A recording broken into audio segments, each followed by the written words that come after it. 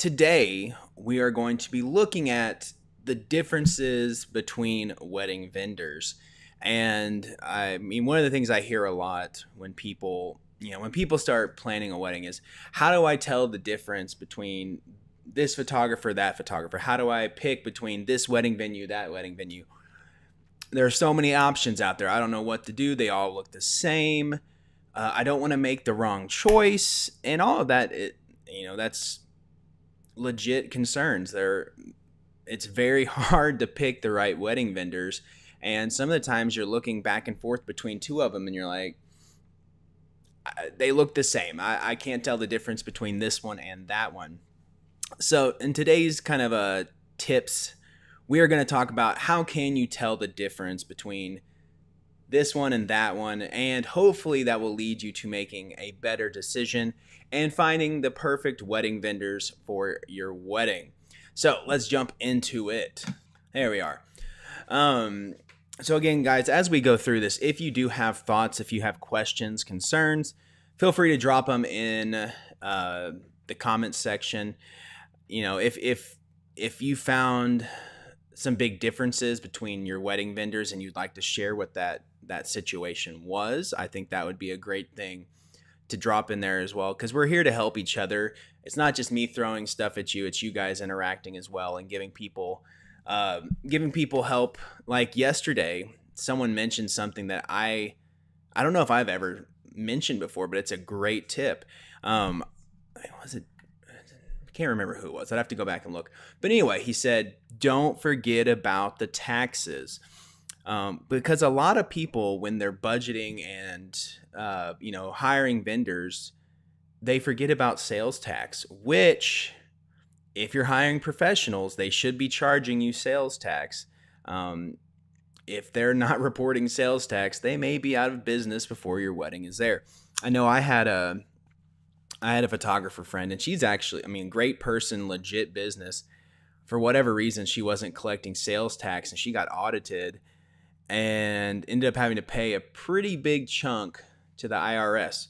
So anyway, with all that said, feel free to comment, give advice, help each other out as much as possible, because you're all trying to plan a wedding and no one has all the answers. It's always good to have other opinions and other thoughts on things. So anyway, we'll be talking about how to find the differences between wedding vendors, and which will lead to you booking the best one for you. So the first thing is, why does this matter? Why do you really need to look that deeply into your wedding vendor? Can't you just look at their portfolio? Can't you just look at their prices and be like, okay, this one's good, I'll go with this one? That's a good way to start, but I think you should dive a little deeper. You're hiring someone for your wedding. You're not hiring someone to carry your groceries out to your car or clean your house. I don't know. Something that's not super important. Your wedding is super important, and picking your wedding vendors is a big part of that and really does matter. So you want to find the best person for the job, and also, when I say that, the person that fits you. So not fits everyone else, but fits you and who you are. Because we are all different. People are different. I'm different. Couples are different. Other photographers are different. We all are different. We all do things in different ways. We all have different thought processes, personalities, and all that stuff we're going to jump into. So you can't go into this expecting everyone to do something the same way. That's not how it's going to go. And you can't expect them to do it your way, because not everyone does things the same way. So if you just hire someone and expect them to perform the way you thought, they may not perform that way. They may do something completely different, and then you're kind of out of luck. And as also said, each couple's different, so you're going to want different things. You're going to have different expectations. So it's kind of good to see how everyone is different, and then find the ones that line up with who you are and what you want. That's why we want to look at people and see, okay, this guy does this way, she does it this way, I like that better than this. All right. So how are you going to go about finding out all these differences? It's kind of a research process a little bit. but you're going to be doing this anyway. It's just paying attention as you're going. So when you start researching a wedding venue, you're going to look at the website. So what's the style of the website? What's the style of the logos? What kind of pictures are they showing? What's their, what kind of words are they using? Are there mistakes in their grammar or spelling? Does it look real sloppy? Okay. What are they posting on social media? Okay. What do you see again and again in social media? Are they posting photos of couples doing certain things? Are they posting photos of outdoor weddings? Different things that a venue might post. Okay. When you look at their reviews, what are you seeing? Okay. Are you seeing something repeated over and over and over again? Are they all good reviews? Are there a few bad reviews? Are they all 5? Or are they all 4? You can just get some general information about each vendor from these type of places without ever having to actually contact them.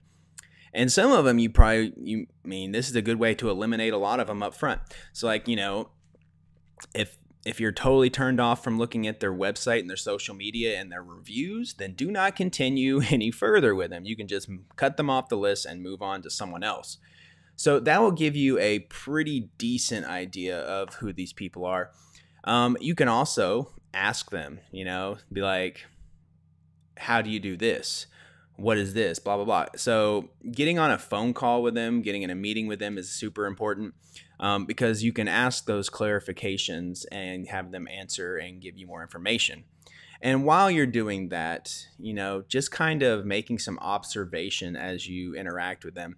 So for example, like if you email them, how quickly do they respond? How much information do they give you? Is it real brief and to the point, or is it more drawn out? Is it have more personality, or is it very straightforward?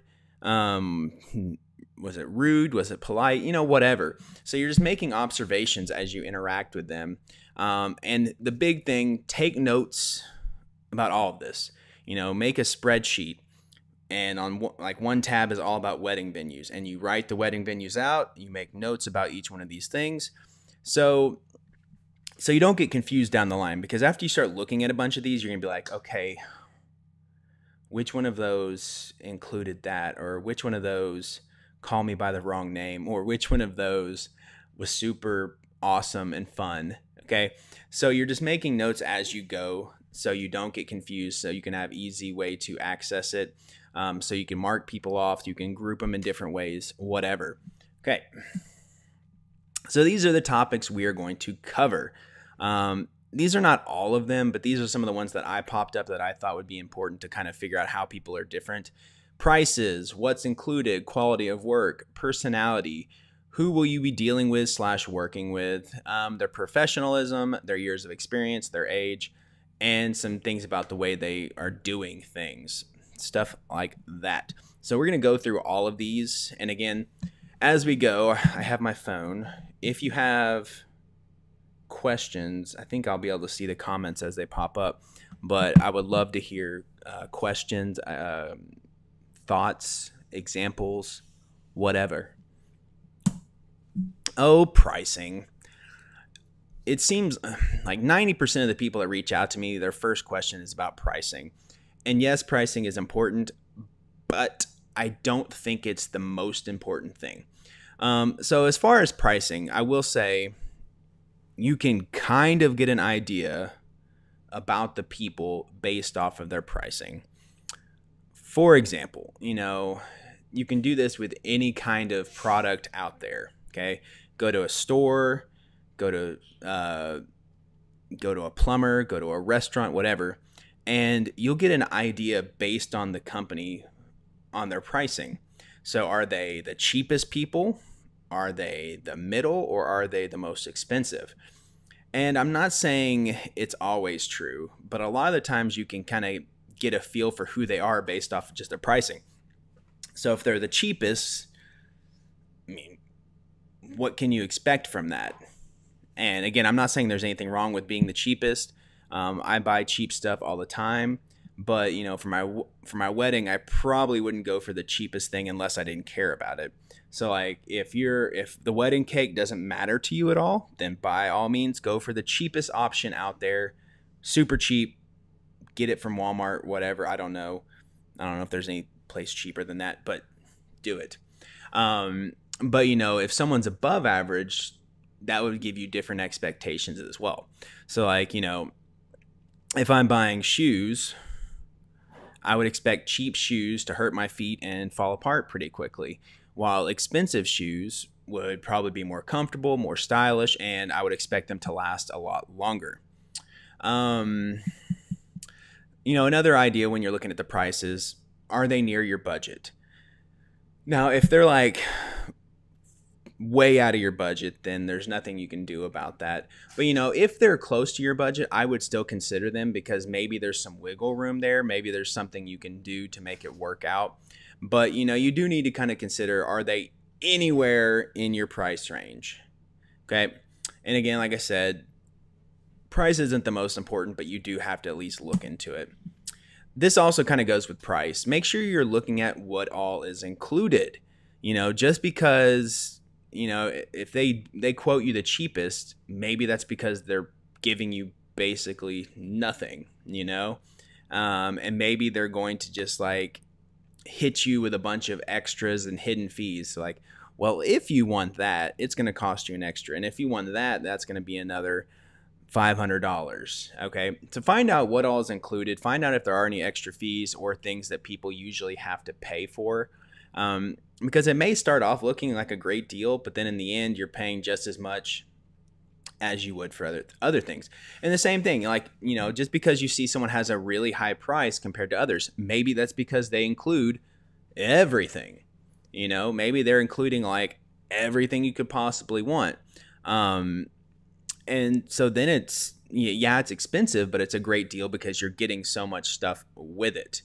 So an example of this, like when people are looking at venues, I always tell them to figure out like what's included. Like, are you going to have to rent tables, chairs, linens? What other things am I thinking about? Other random things. So like, if you're, cleanup. Yeah. Like, are you gonna have to pay someone to clean up the venue at the end of the night? So like, a venue may be $1,000 cheaper, but if you're paying for all of those things, it may end up being pretty close to this other venue that you really love, which would have been about the same price anyway. Oh, why didn't it change? There it goes. It was going slow. I also think that the quality of what's included really matters.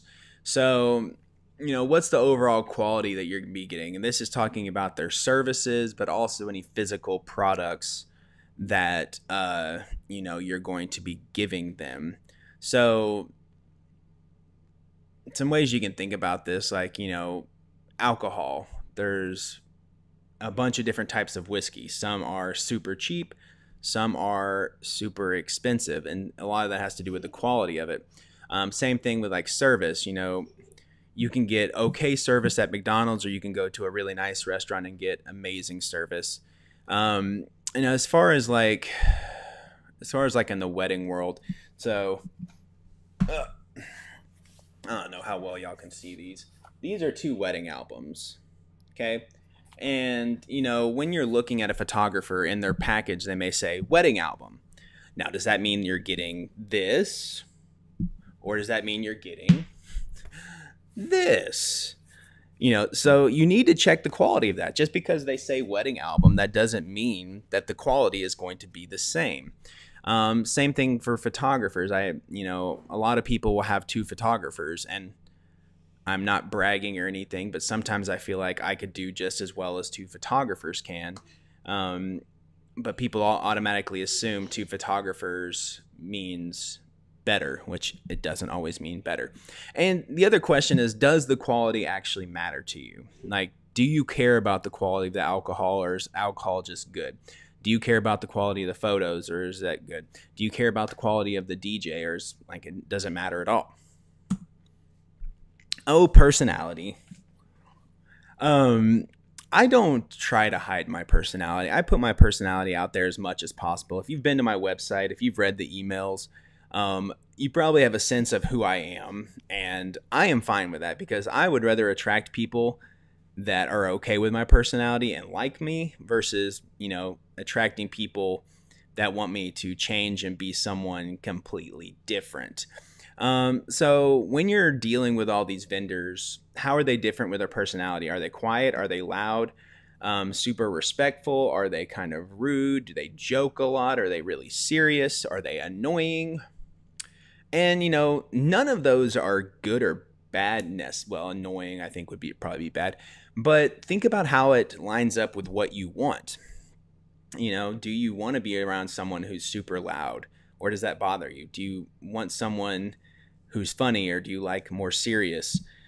And again, there's no right or wrong, but you need to think about those personalities as you're going. And, some of this may or may not affect the quality. For example, I am a really laid back person. I don't get upset about things when it comes to weddings. I like to have fun, but I also take a very professional approach to it. I'm laid back, but I also create a schedule and I try and keep people on schedule. I like to have fun, but I also know where not to cross the line. So, their personality may at first be like, oh, I can't hire them because blah, blah, blah. Again, check their work, make sure they're still capable of doing stuff. The personality may not affect how they actually perform. And as far as the personality, again, you can gather that from their website, from what they say. Like I've been really surprised. Oh, social media. Like I get really surprised by what some people post on social media. People are running a business. I'm like, why would you say that? And just like stuff that's like super offensive or whatever. And like you just probably scared away a ton of people by saying that. But also, when you get on the phone with them, when you have a meeting with them, you can get a lot about their personality, which is one of the reasons I love talking to people on the phone, because hopefully they can figure out who I am, but I can also figure out who they are. Once you have the personality figured out, it's important to figure out, okay, is this the person I'm actually going to be working with? Or is this just like the owner? So for photographers, some places have multiple photographers.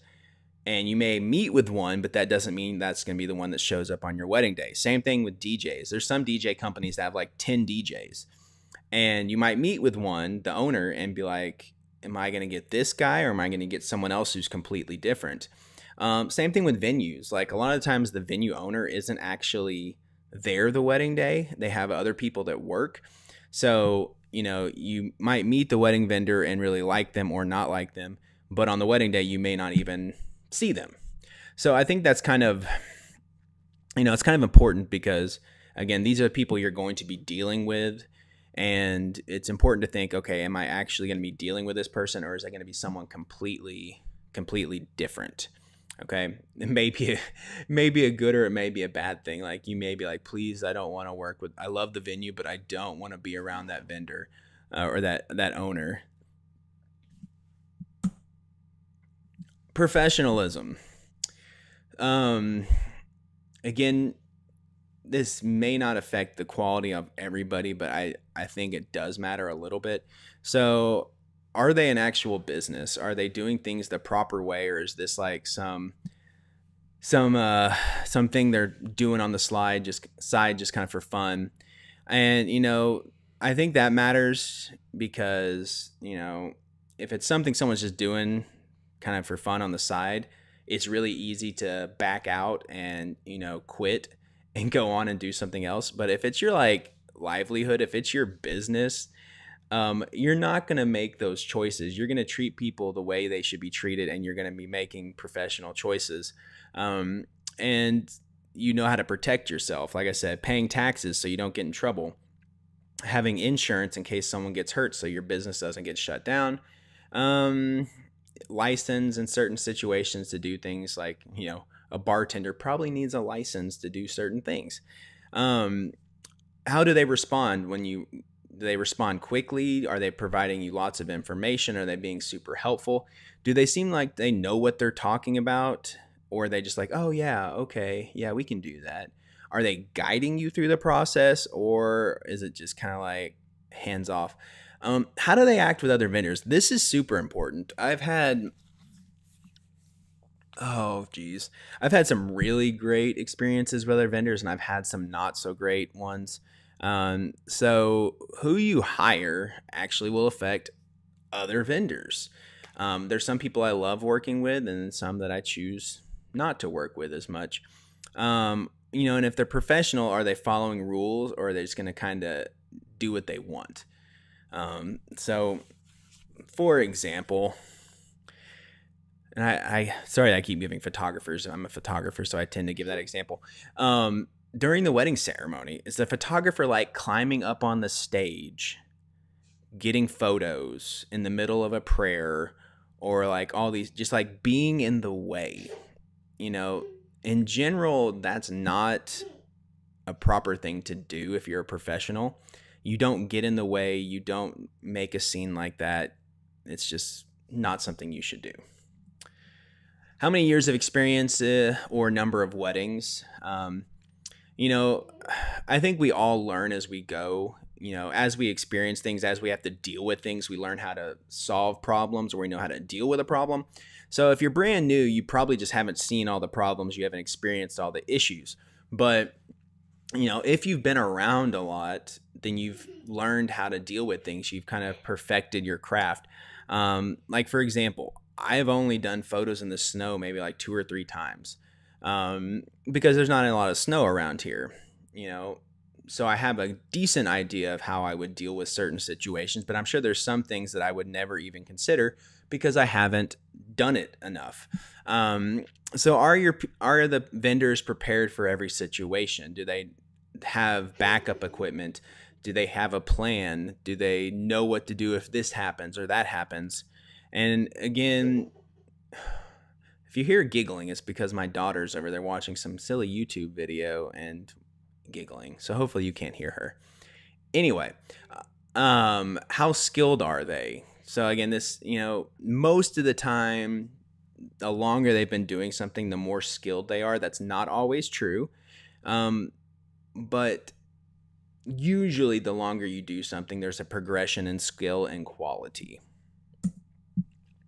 And this one's a funny one that you may not have even thought about. But for some people, age and gender might be really important. I just had a conversation with a mother of the bride about a week ago, and she was like, she really would feel more comfortable with a female photographer, which I understand to a degree. I mean, some people are really shy, and there's situations where you may not want a guy around. And so basically I was saying, well, I've got a second photographer that's a girl that can be there with us to help out or make her feel more comfortable or whatever. So sometimes gender, may be one of those things you just makes you feel more comfortable. Same thing with age. Are you okay working with people younger than you, older than you, or do you need them to be the exact same age as you? Will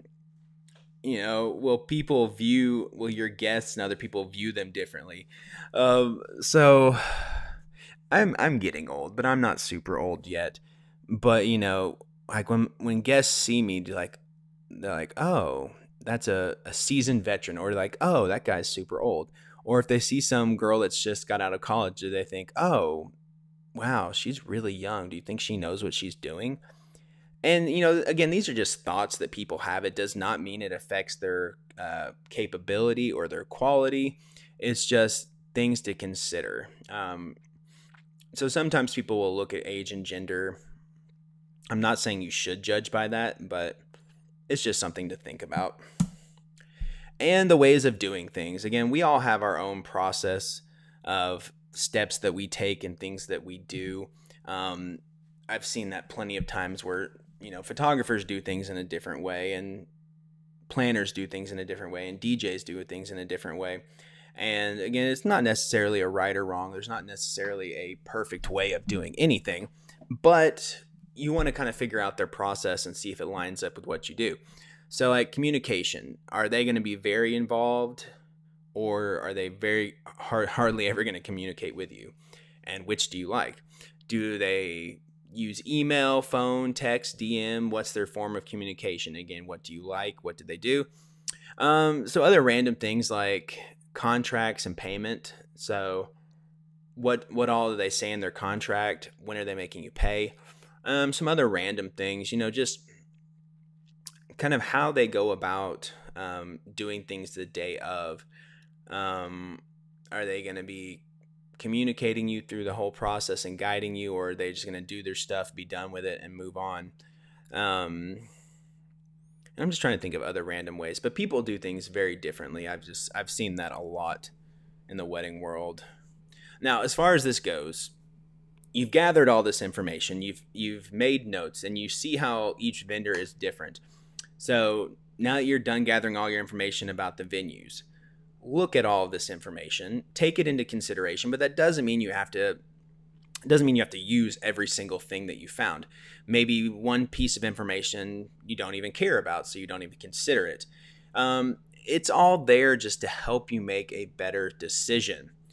So are there certain things that are deal breakers? So for the venue, if they don't have an outdoor ceremony site, maybe that's one of those things that's just a deal breaker. Or maybe you're looking for a Christian DJ and one of them is not a Christian. Maybe that's just like your deal breaker and you're done with it. I don't know. Or maybe a female photographer, whatever. So you're just taking all the information, you're applying it to your decision-making process. And if there are things that you're unsure of, I would suggest you ask them. Don't just assume you know things about people and then make the decision. Reach out to them, ask them questions, get clarity, and you may find you were wrong or there was other information that was really helpful. In the end, your gut is almost always right. So take all the information, but then, if you don't feel right about a decision, I probably wouldn't make it, or I would continue thinking about it and researching until you do feel good about your decision, because your gut is almost always right. All right. So hopefully this has been helpful. Like I said, finding the wedding vendors and picking the correct ones, that's huge, gigantic, so important to your wedding day. And there's so many options out there. You're sitting there and looking at them like, I don't know what to do. I don't know which one of these is the right choice. Take all these things into consideration, the price, the quality, what's included, how long they've been doing it, their skill set, their professionalism, their personality, all that stuff. And I think it will help you make a better decision and find the person that's like perfect for what you're going for. I don't see any comments, so I think we're okay as far as continuing. I see nothing. Okay. So, again, guys, I would love to hear your thoughts on this. Drop a comment and be like, when we picked our DJ, we noticed this about a few of them, or we chose our baker because of this.